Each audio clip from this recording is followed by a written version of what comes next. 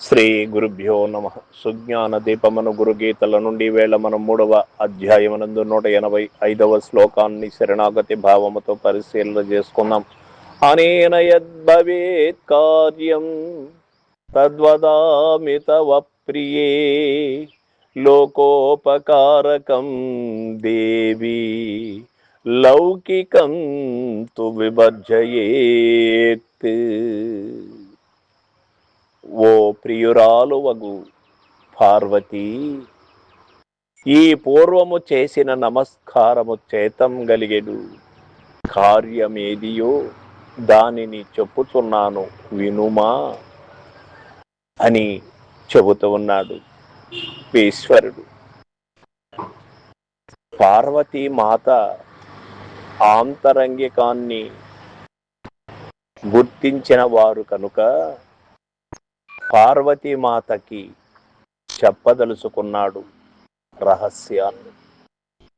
అందుకే గురువు అంతరంగికాన్ని గుర్తించగలిగినటువంటి శిష్యుడు ఉండాలి. శిష్యుని ఒక తాపత్రయరహిత కోసం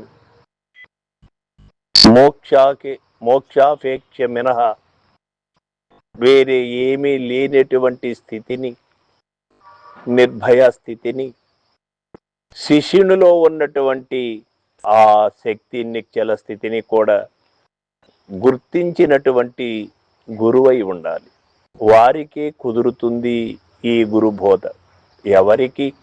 పార్వతీ మాతా పరమేశ్వరుడు, అర్జున కృష్ణులు, రామకృష్ణ వివేకానందులు, ఇట్లా మాదిరిగా శ్రీధర భగవానుల దగ్గర నుంచి మనము తీసుకుంటే ఎవరైనా గురు శిష్యులకి ముందు ఒక అవగాహన కావాలి, ఒక నిశ్చలమైనటువంటి స్థితి కలగాలి. గురువు పైన అనన్యమైనటువంటి అపారమైనటువంటి భక్తి శిష్యునికి కలిగి ఉండాలి. శిష్యుని పైన ప్రేమ, ఆప్యాయత, శిష్యులలో ఉన్నటువంటి నిస్వార్థత, శిష్యునిలో ఉన్నటువంటి లోకోపకార స్థితి గుర్తించినటువంటి గురువై ఉండాలి. వారికి లభ్యమవుతుంది స్వచ్ఛమైనటువంటి బోధ. ఓ పార్వతి, లోకోపకారమగు లౌకిక సంబంధమైన వ్యాపారమంతయును విడిచిపోవునని ఈశ్వరుడు పలికెను.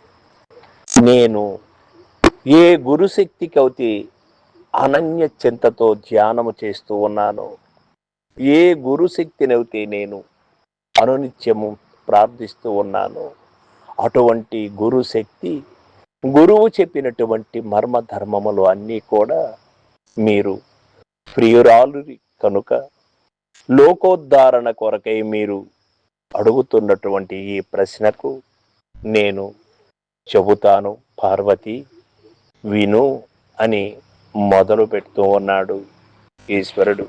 సర్వం సద్గురు పాదార్పణమస్తు. జయ గురుదేవ.